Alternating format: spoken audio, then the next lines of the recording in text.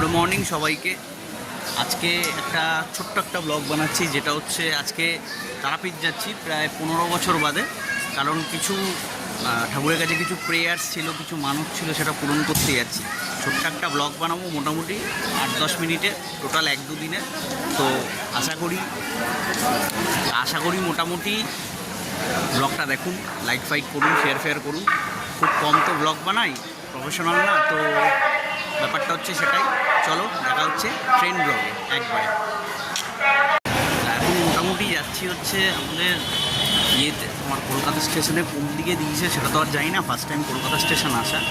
এখন মোটামুটি যাচ্ছি হচ্ছে, তো 1-2-3-4 হয়তো ট্রেন দেবে, আর এখন ওই ট্রেনের দিকটাতেই যাচ্ছি। দেখা যাক। দিয়ে আছি ভাই, বয়স হয়ে গেছে না, উঠতে পারছি না সেটা।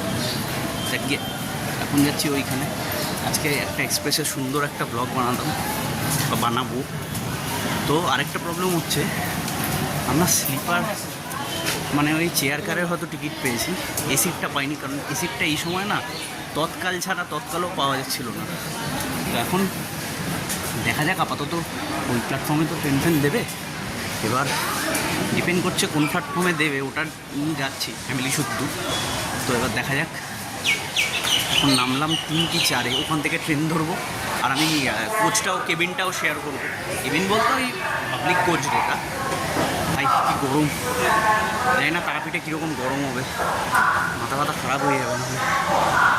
গাইস এখন এসি পাইনি, তো চেয়ার কারে যাচ্ছি, ঠিক আছে। এটা সামনেটা আমার সিট, এটা হচ্ছে, এর মধ্যে কাজের জিনিসপত্র সব কিছু রয়েছে। হ্যাঁ, গরম তো থাকবেই, গরম থাকবেই না, কী করা যাবে, এসি তো নেই। তো এটা হচ্ছে আমাদের পুরো হচ্ছে চেয়ার কারের কেবিন এটা, ওকে। আস্তে আস্তে এখন প্যাসেঞ্জার সব বসছে। আমাদের ডেস্টিনেশন রামপুরহাট, এটা আমার 42। এই হচ্ছে ব্যাপার।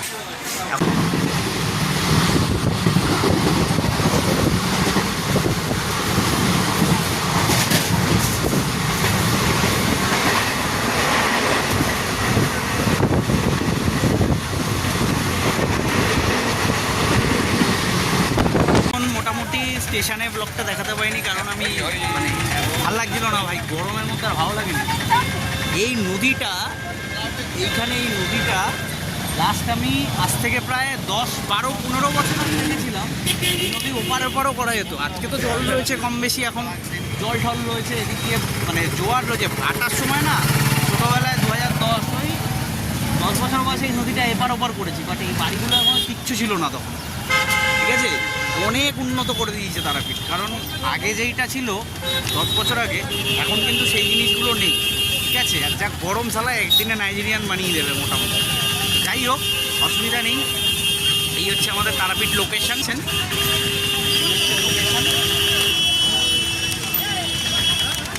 ঠিক আছে।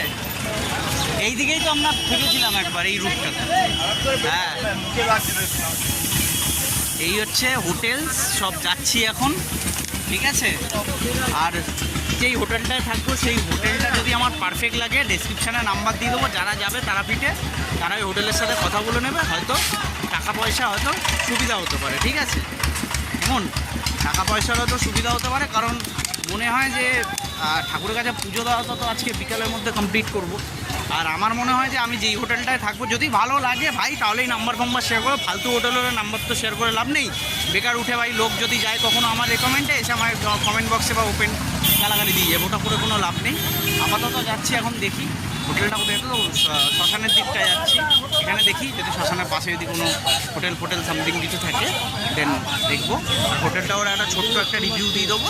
তো স্টেডি থাকুন। আর তারাপীঠ, ঠিক আছে, এটা হচ্ছে তারাপীঠের কিছু ক্লিপস, যেটা আপাতত দেখাতে পাচ্ছি আমরা। প্যারা করছে, তৈরি করছে প্যারা, ঠিক আছে। এই হচ্ছে কালেকশানস, কিছু দারুণ কালেকশান। এখান থেকে কিছু কিনে নিয়ে যেতে হবে আমাকে। যাকগে, 8-10 বছর বাদে এসছি এখানে, প্রায় 15 বছর বাদে এখানে পা রাখলাম, ঠিক আছে। ঢ্যামনা ছেলে ওরা। যাই হোক, এই হচ্ছে কিছু রিভিউস দিচ্ছি। এখান থেকে কিছু নিয়ে যেতে, লকেট ফকেট অনেক কিছু রয়েছে, উপর বালা ফালা রয়েছে, নিয়ে যেতে হবে এখান থেকে।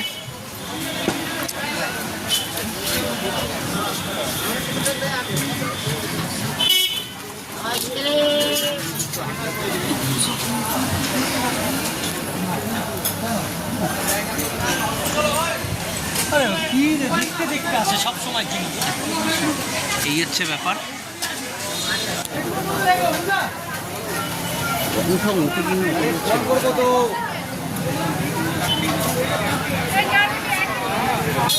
মেন রোডের এখানে সবাই যাতায়াত করছে, ভালো, খারাপ না।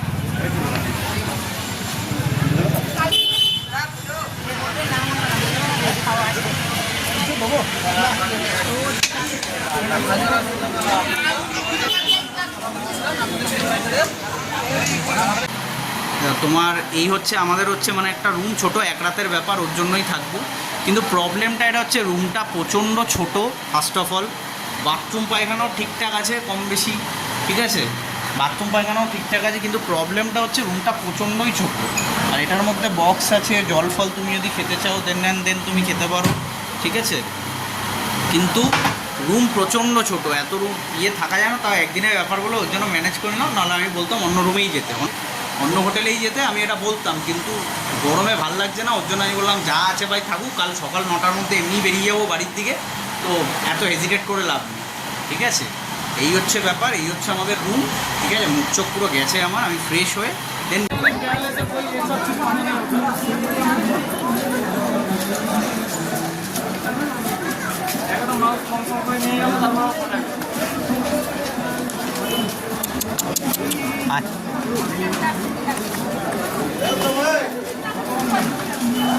এখন মোটামুটি পুজো দিতে যাচ্ছি। এই হাতে আমার এখন পর্যন্ত একটা তারামায়ের একটা বস্ত্র টাইপ অফ রয়েছে, ভাই খালি পায়ে। মন্দিরে ঢুকছি এখন এই মুহূর্তে, এই হচ্ছে মন্দির, ঠিক আছে, মন্দিরে ঢুকছি এই মুহূর্তে। ধরা যাচ্ছে না, একদম সদ্য বাচ্চা, তো 7 দিনের বাচ্চা হবে। শোনো না,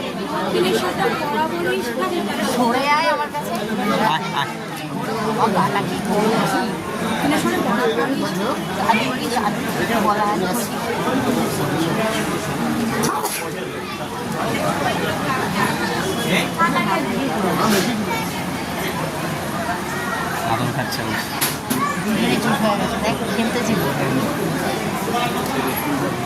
বাচ্চা ঠিক আছে, মাথায় ওখানটা চুলকে চুলকার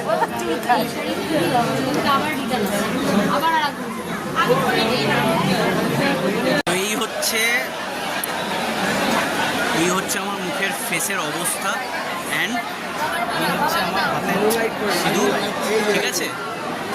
এখন আমার মোটামুটি 4.5 ঘন্টা লাইন দেওয়ার পরে এই ফেসের অবস্থা হয়েছে, বাট আমি শান্তি পেয়েছি।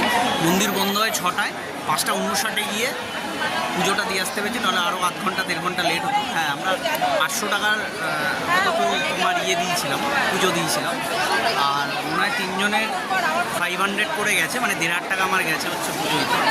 কোনো অসুবিধা নেই, কারণ মা একটাই আমার। আর সে বড় কথা হচ্ছে যেই বড় জায়গায় আমাকে দিয়েছে, তো এটা কিছুই না, ঠিক আছে, ভালোবাসাটা থাকলেই হবে ঠাকুরের প্রতি। এই হচ্ছে মন্দির, এই হচ্ছে মন্দিরের লাইন, এগুলো হচ্ছে 500 টাকার লাইন, যে লাইনটা দিয়ে আমি গেছি ওখান থেকে। 500 রুপিস লাইন দিয়ে আমি ওখান থেকে গেছিলাম 3 জনে। কী হচ্ছে, মুখে চোখে সিঁদুর ভর্তি, তা মায়ের বরদান, মায়ের আশীর্বাদ যে আমরা 6টার মধ্যে পুজোটা কমপ্লিট করতে পেরেছি, কারণ 6টার সময় মন্দির বন্ধ হয়ে যায়।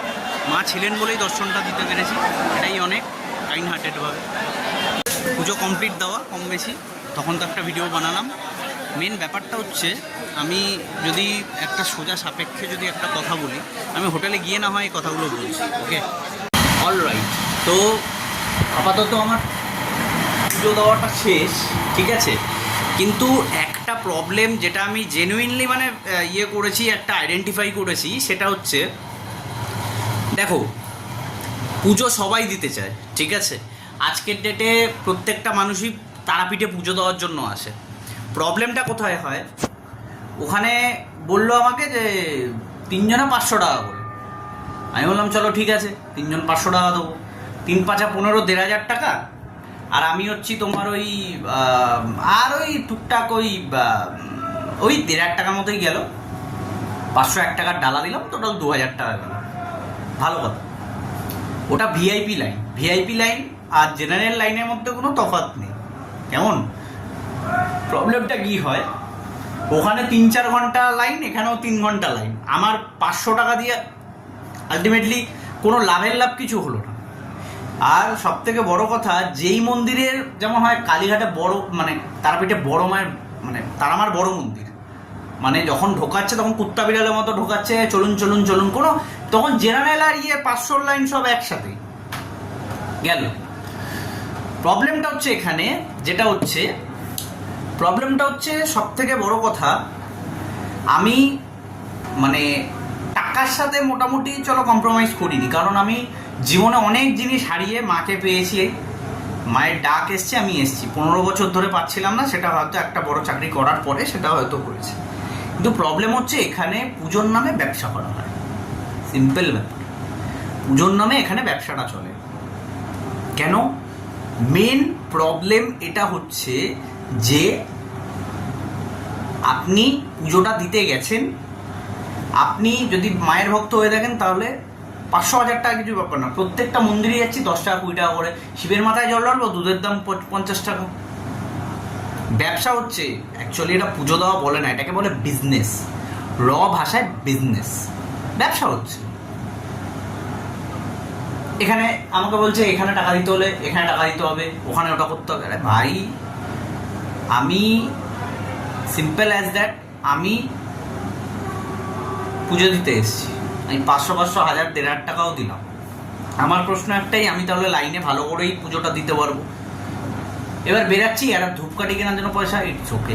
বাট আমি দেখতে পাচ্ছি, ইন দ্য সেন্স দেখছি আমি, মানে আপনার কত, শিবের মাথায় জল ঢালো, দুধ ঢালো 50 টাকা। আর ওই দুধগুলো দেখতে পাচ্ছি, ওই দুধটা দেখি ওই ছোট্ট একটা নালা দিয়ে বেরিয়ে পড়ে যাচ্ছে, তাতে কোনো লাভ কিছু হচ্ছে না। ঠিক আছে, এবার ব্যাপারটা হচ্ছে, তাহলে আলটিমেট তারাপীঠ হচ্ছে পুরো হচ্ছে ডাকাত এরিয়া। মাকে আমরা ভালোবাসি বলে কোনো পয়সার সাথে কোনো কম্প্রোমাইজ করি না, কিন্তু অরিজিনাল ফেসে দেখতে গেলে তারাপীঠ হচ্ছে ডাকাত এরিয়া। হোটেলের দাম আপনি দামের দামে, জলের দামে সস্তায় পেয়ে যাবেন। আপনি 1000 টাকা দিলে আজকে 1000-1,500 টাকা দিলে বা 500-700 টাকা এসি চলে আসে। কিন্তু ব্যবসা জিনিসটা এমন, তারাপীঠে প্রত্যেকটা না কলকাতা শহরে যারা চাকরি করে তার থেকে বেশি পান্ডারা কামায় প্রত্যেক দিন। This is the fact. আমি আমি টোটাল 2,000 টাকা দিলাম, টোটাল সব কিছু মিলিয়ে। ওই দেশে বলছে আপনি 1500 টাকার পুজো দিলেন, আর আমাকে মাত্র 200 টাকা। আরাম, চলো আরো 300 টাকায় দিলাম, চলো 300 টাকা দিলাম। হ্যাঁ ঠিক আছে। এবার ভাই সব জায়গাতেই চলে, এতটা চলে। আমি জানি না বাইরের স্টেটের কি অবস্থা, বাট আমাদের ওয়েস্ট বেঙ্গলে এমনিও তো চাকরি বাকরির অবস্থা খারাপ, ঠিক আছে, বাট এতটা জোর চুরি করা ভালো না। মানে আননেসেসারি, মানে কি বলবো আর, মানে কোনো ইয়ে নেই, ভাষা নেই, আননেসেসারি। তাও ভালো, মাকে দেখেছি, মায়ের ভালোবাসা পেয়েছি। 6টার সময় মন্দিরটা বন্ধ হয়ে যাবে, তার আগে 5:58 না 5:59 মায়ের মুখটা দেখতে পেয়েছি। আমার মা চেয়েছে তাই দেখতে পেয়েছি। হ্যাঁ, এত বড় ক্ষতি হয়েছে লাইফে, অনেক কিছু নষ্ট হয়েছে। 3-4 বছর অন্যান্য জায়গায় গিয়ে নষ্ট করেছি, সেখানে মা আমাকে ডেকেছে, আমাদের ফ্যামিলিকে ডেকেছে। যত বড় বড় বিরাট সমস্যা থেকে বেরিয়ে এসেছি সব মায়ের কৃপায়, ঠাকুরের কৃপায়, সবার কৃপায়। তাই আজকে হয়তো দেখতে পেয়েছি না 7:30, 8টা অবধি আমাকে লাইন ফেলতে হতো, কর্মের ফল হয়তো। কিন্তু তারাপীঠ যাওয়ার আগে ভাই সাবধান, পুরো ব্যবসা চলে মোটামুটি 5 থেকে, তুমি কোনো প্রোটেক্টও করতে পারবে না ওখানে, বাট 5 থেকে 7-8 টাকা পকেটে নিয়ে যাও, মোরওভার 10,000 টাকা নিয়ে যাও। কারণ কোথায় তোমার মোটামুটি টাকা পয়সা লাগবে তুমিও জানো না, আমিও জানি না, বাট এইটুকু শিওর, মন্দিরে গেলেই লোক ছেঁকে ধরবে। মানে ভিআইপি গেটে 500, তুমি যতজন যাচ্ছ ততজন ওয়াইজ। মন্দিরের ভেতরে ঢুকলে টাকা লাগবে, আমি দিইনি, আমাকে টিপ ফিপ পরিয়ে দিল, দক্ষিণা, আর ওসব গল্প হবে না। ওখানে বাইরে 500 টাকা দিয়ে এসেছি, ইচ অ্যান্ড এভরি পার্সন আমি 500 টাকা করে দিয়েছি, যার কি মাত্র দিইনি টাকাটা। This is the thing.